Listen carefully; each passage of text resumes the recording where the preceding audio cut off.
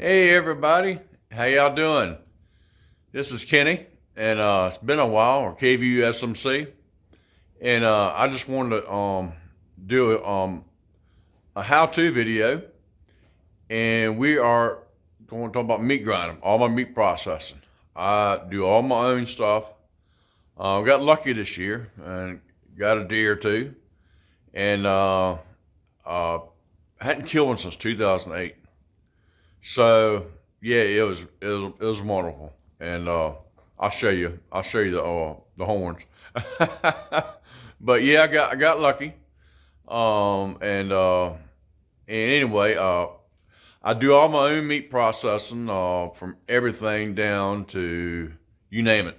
My steaks, my roasts, my tenderloins, my inner loins, all that stuff. I do all my own.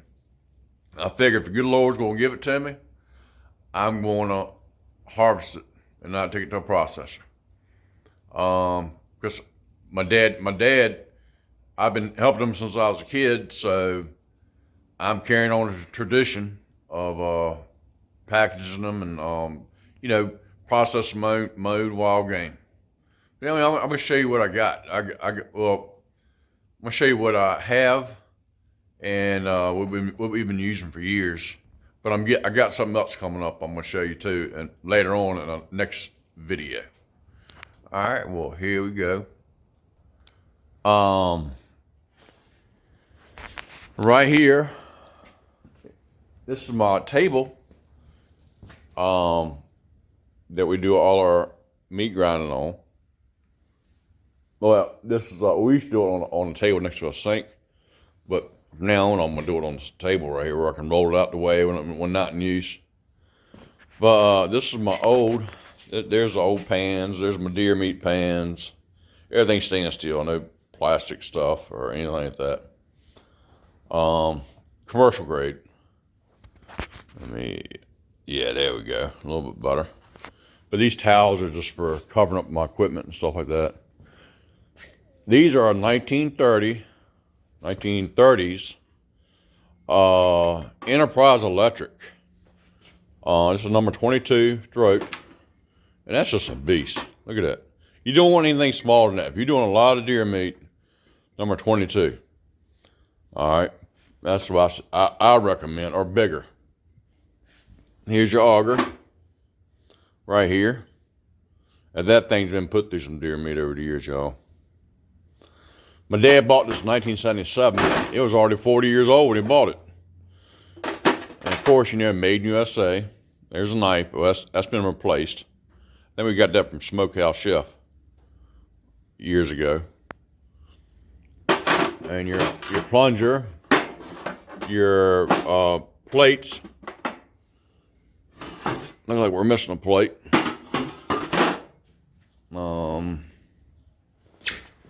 But there's the rest of the stuff down there. This is a meat pan, all that good stuff.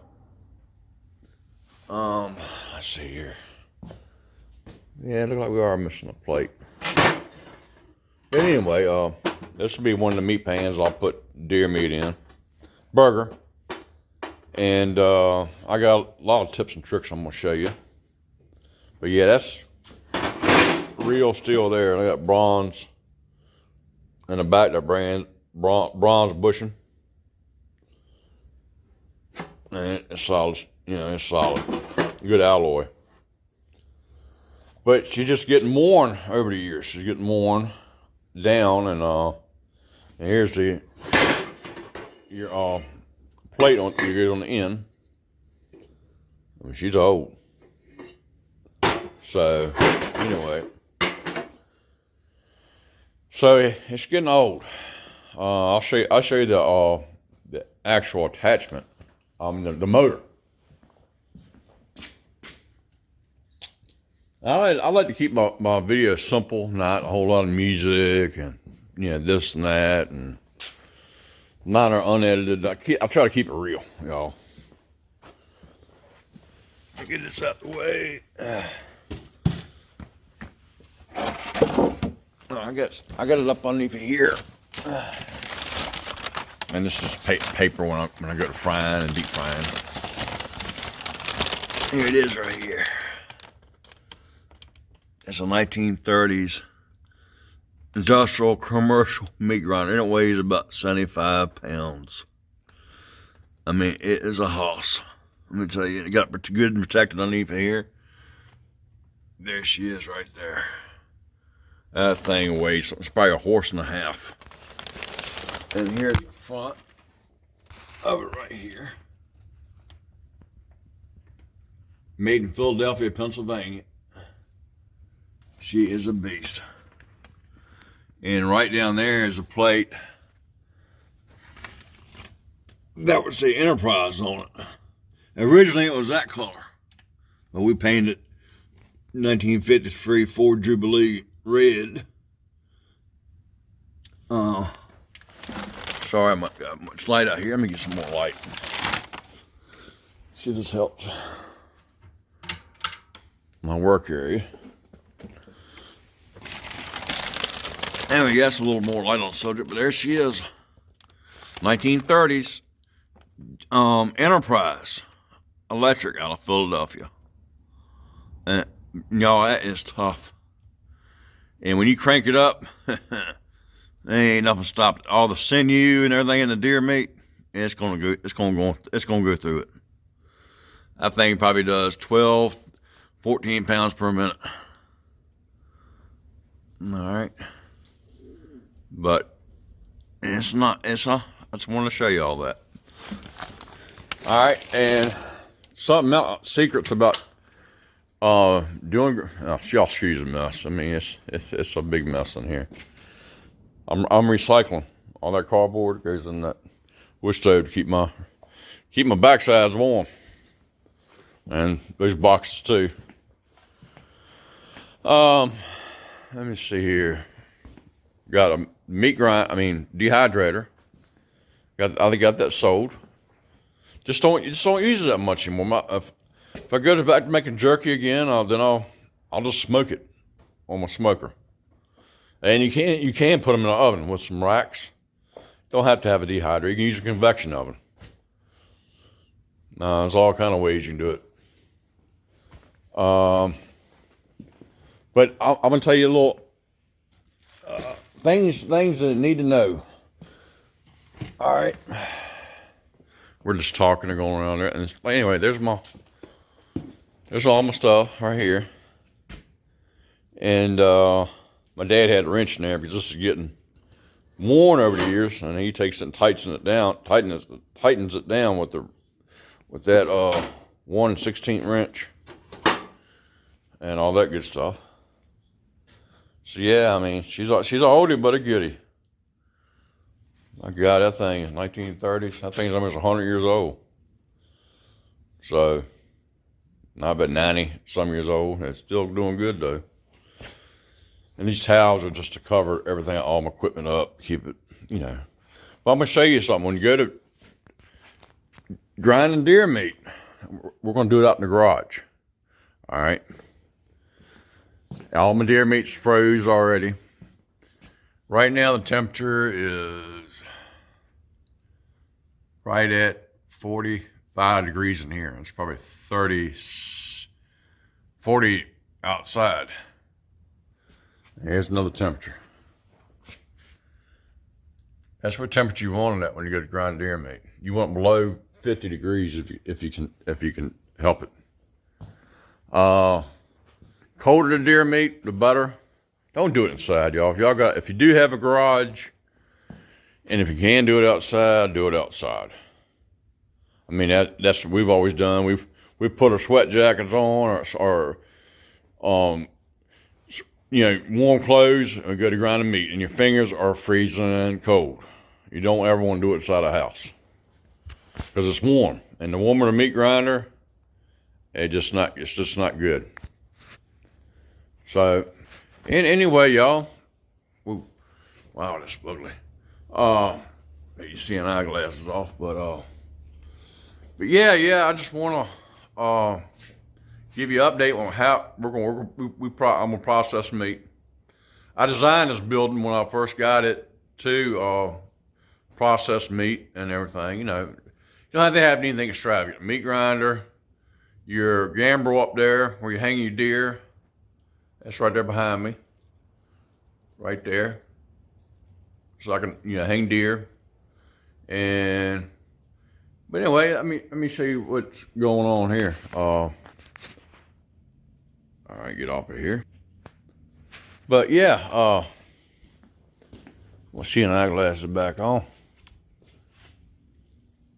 But you don't want any heat running or nothing like that when you're grinding meat. You want to keep as cold in your environment as you can, like at the grocery stores, old timey grocery stores. All the butchers, meat cutters stay in a cold environment. You don't. I mean, people talk about overheating grinders and stuff like that. Well, the colder it is, the better your equipment's going to run. And yeah, a little something here. Got a little 6-point during black powder season. Not much, but I'm proud of them. And then I had a big boy same afternoon, 9-point, walk out on me. And same afternoon, about a 4.5-year-old deer. But yeah, but I just want to give you some little tips and tricks. Anybody that knows us, the buyers, in Chesterfield or in Virginia, that is, they know we process all our own meat. And I've been eating it now since I was a baby, and it's the best meat going. It's lean, it's organic. Plus, I'm gonna add beef fat, and I'm gonna add some bacon to it. Well, matter of fact, let me take a shot. I'll show you what we got, what we're gonna add, and all that good stuff. All right, here we go. We're gonna take a walk to the other freezer. All right, be back in a second, y'all. All right now. Okay, y'all, open my freezer up. It's usually my vegetable freezer, but the other freezer got too filled up. If you know what I mean. But those are my brown beans that I did back in the summer or fall. But here's some bacon. I'm gonna use real slab bacon. This ain't your water added or none of that junk. Just give it some flavor. And then Dad got that for me. Man, it was like 10 pounds for $27. And there's all my beef fat. I got from Produce Center #1 down there next to Petersburg, Dinwiddie. And that's probably 8 pounds there. But you got to add fat to it. Because it binds together and it just does better. And the bacon, I just want to add a little flavor to it. Who don't like bacon with a burger? Okay, let me take this out. All right, I'll show you my meat. My deer meat, that is. All right, folks. Here we go. Here's my deer meat. Right there. And that's full from over there to here. That's full of meat. That's probably, say, 60 pounds. I got my tenderloin marked, my inner loin. Everything's marked. No, that I won't grind up, but the rest of the meat down there I'm gonna grind up. But anyway, there she is. I mean, the whole bottom freezer is filled completely up. So we're gonna have about probably 50 pounds of deer burger. But I'm gonna go through that and show y'all how I grind it. And it's been successful for ever since I've been around, going on 52 years. All right. Okay, y'all. It's colder than heck out there. I just want to give y'all a little update of what's going on. And sorry I haven't been on here in a while. It's probably been over a month since I did the, since my neighbor filmed me doing the, with the little John Deere X758. But I figured the good Lord is good enough to give you the, provide you the meat, and you put your time in to harvest your own meat. You know what you're getting. You know, that kind of stuff. I mean, you do your own stuff and you don't know where it comes from. It's like you go in a garden, you pick your own vegetables and you cook them. Same scenario.